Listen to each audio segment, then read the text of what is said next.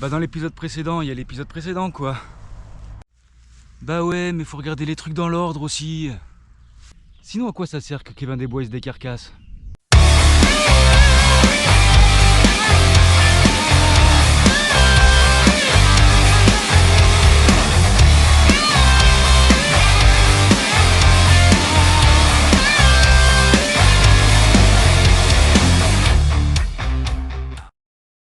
Et au fait, vous avez vu mes beaux genêts?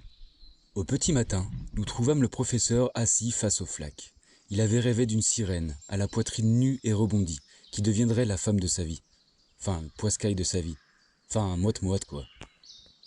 Lui qui était puceau de père en fils. Il avait pourtant fait des efforts. Il avait même par le passé posté une annonce sur un célèbre site de rencontre nommé Bitnik, qui disait « Homme blanc cherche bonne ménagère ». Son rêve sera-t-il prémonitoire? Il l'espérait très fort. Ah, et non, il crut soudain voir flotter quelque chose. Forcément, une sirène à la poitrine nue et rebondie, ça flotte. Mais ce n'était que le reflet du sourire luisant d'un étourneau sans sodine. En effet, le temps clément qui s'annonçait semblait sortir de leur torpeur une multitude d'oiseaux, dévoilant chants et parades nuptiales, et que nous entendrions tout au long de la journée. Bien évidemment, toujours en présence du pipi de partouze, qui ne savait plus où donner de la tête. Enfin, de la queue. Ouais, enfin, du cloaque, quoi. Oh, pis merde.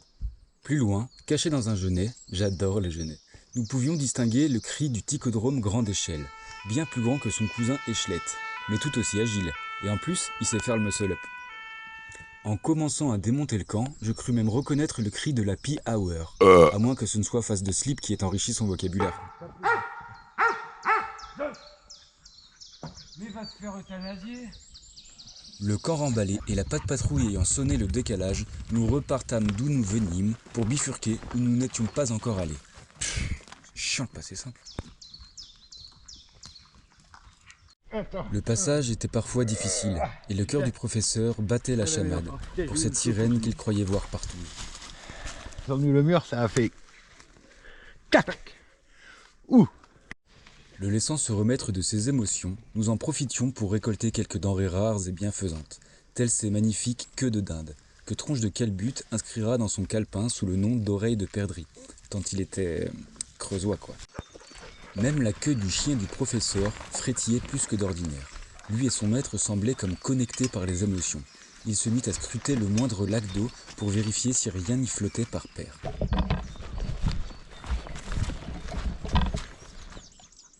Waouh, plein de genêts, j'adore les genêts. Le contrée creusoise regorge d'une multitude de différentes variétés de genêts. Il y a le genet pie, plus présent dans les Alpes, le genet vrillé, que nous rencontrerons plus loin. Nous avons le genet dansant, aussi appelé genet Jackson. Le genet solitaire, aussi appelé le genet padami. Le plus petit des genêts, couramment nommé le genet finange gardien, et le genet ricoré, l'ami du plus petit déjeuner. Certains genêts peuvent même pousser sous l'eau. On parle ici du genet papier. À ne pas confondre avec le papyrus, car vous risqueriez de vous prendre une bombe atomique sur la gueule. On n'oubliera évidemment pas le bien connu genet à balai, que les paysans du Moyen-Âge utilisaient déjà à l'époque pour en faire des balais, afin de les insérer profondément à l'intérieur des petits seigneurs un peu trop irrespectueux et méprisants. Ceci leur donnait une démarche de pingouin et un sourire faux et crispé, qui a toujours beaucoup amusé le peuple. D'où l'expression « avoir un genet dans le cul ». Les seigneurs, par orgueil, enseignèrent même par la suite à leurs descendants à se mouvoir de la sorte, comme un caractère héréditaire, une distinction. On retrouve encore aujourd'hui certains petits parisiens péteux de la haute société qui viennent acheter des maisons pas chères en Creuse seulement pour venir y faire chier leurs paysans de voisins. Toujours avec cette même démarche et ce même sourire faux et crispé. Les paysans s'en amusent toujours autant. Mais attention, toute ressemblance avec des faits ou des personnages existants ou ayant existé serait purement fortuite et ne pourrait être que le fruit d'une pure coïncidence. Malheureusement, Tête de Calbar ne put se permettre de les enjamber. Et oui, le chemin passe toujours à côté des genêts. Et qui plus est, celui de la sagesse, dans les pas du professeur, qu'il suivait comme son ombre.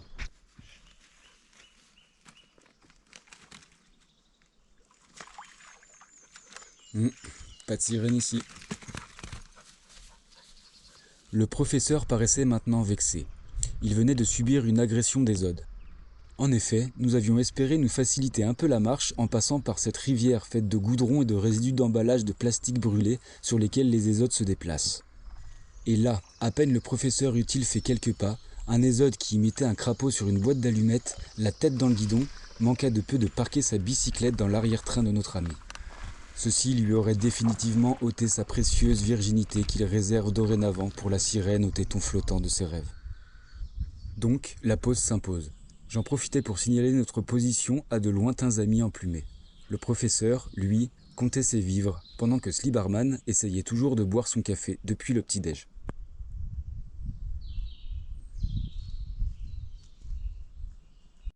Tiens, quelle étrange législation! Mais il fallait s'adapter. Peut-être que l'amour du professeur était caché sur cette plage.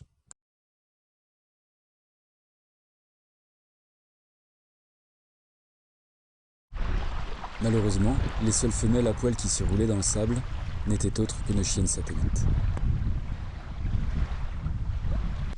Bon, au boulot. Il va bientôt falloir faire un feu et se mettre quelque chose sous la dent. Nous rebroussîmes encore chemin pour passer où nous étions déjà un peu passés, mais surtout pour prendre un autre chemin qui n'était pas celui-là. Le professeur était toujours confiant, nous avions faim. Très vite, un spot accueillant s'offrit à nous, et pour me faire valoir aux yeux du professeur, je tentai de construire une petite table sommaire.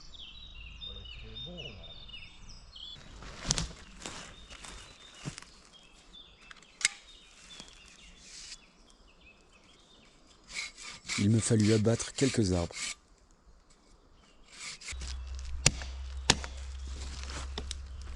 Et les ébrancher sommairement.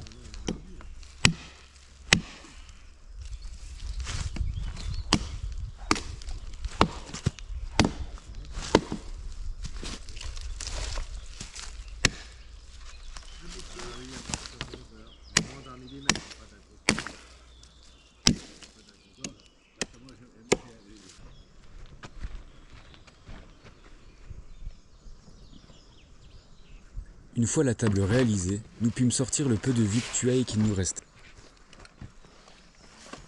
Et tout en dégustant une maigre ractiflette, 4 fromages, 3 charcutes, nous nous abreuvions de la sagesse de notre doyen. Vous savez qui c'est qui a inventé les petits déjeuners? Non, professeur. C'est les céréales cornflakes. Ah. Pour vendre leurs produits dans les années 60,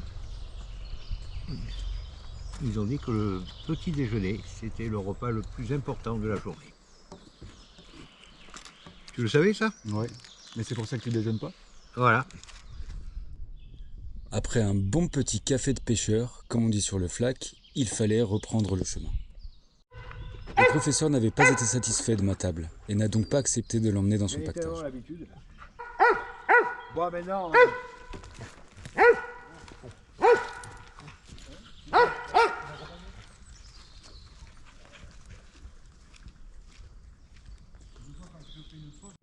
Peu après, ayant pris un peu d'avance, j'avais pris le temps de sculpter une statue de lui-même, dévoilant ses plus beaux attributs.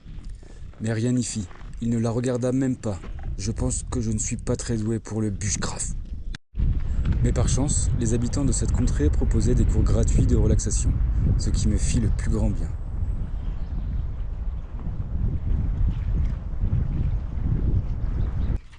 Nous arrivâmes ensuite sur un pont en chemin, qui coupait le flac en deux. Oh, fin des chichouilles, que c'est beau! Le professeur était émerveillé. En fait, il adore les ponts. Bon, j'avoue, ce pont arrive même à ranger toutes les vaguelettes d'un seul côté. C'est fort quand même. Je m'incline là, j'ai pas le niveau. Puis un deuxième pont. Le professeur fut surpris par cette apparition. Une sirène gravée dans la roche semblait nous inviter à la suivre. Était-ce une hallucination ? Nous décidions évidemment de suivre la sirène, et Grandadais me donnait son interprétation des pierres que l'on croisait.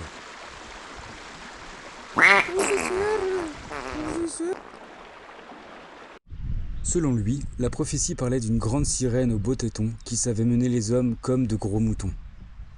Mais 3 hommes bien plus futés que les autres décidèrent quand même de la suivre en se tenant la main et en se tripotant la nouille. Jusqu'à ce qu'il se rende compte qu'à force de regarder ces jolis organes mammaires, il ne s'était pas rendu compte qu'elle ne s'était jamais épilé les sourcils. Le professeur fonçait donc droit dans le mur, mais nous préférions ne rien lui dire. Eh ben mon salaud, j'en peux plus de cette montée. Hein.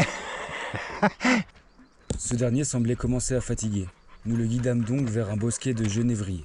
J'adore les genêts. Putain, qu'est-ce que ça monte. Vous savez qui c'est qui a inventé les côtes? Eh bien moi je vais vous le dire, c'est Decathlon pour vendre des bâtons et des chaussures de marche. Ouais, les salopards. Bien que je sois un peu nul en bushcraft, je décidai malgré tout de construire en quelques minutes un petit abri de pierre afin de pouvoir se protéger un peu des gerbes de lumière qui tombaient en cascade depuis le matin.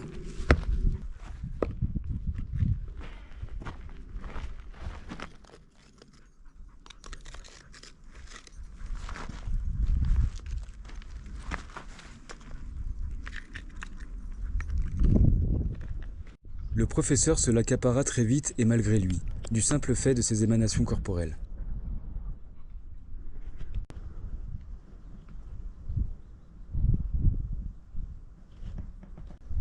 Nous ne savions pas comment lui dire d'oublier sa sirène aux gros sourcils. Je profitais donc de cette pause pour connecter mon drone super high-tech dernier cri au chien multifonction du professeur pour prendre un panorama du flac. Kalbar, quant à lui, essaya tant bien que mal de persuader le professeur de passer à autre chose. Ah, bah c'était pas l'happy hour ce matin. Comment faire comprendre au professeur que son rêve n'est qu'une utopie? Et comment réagira-t-il quand il s'en rendra compte?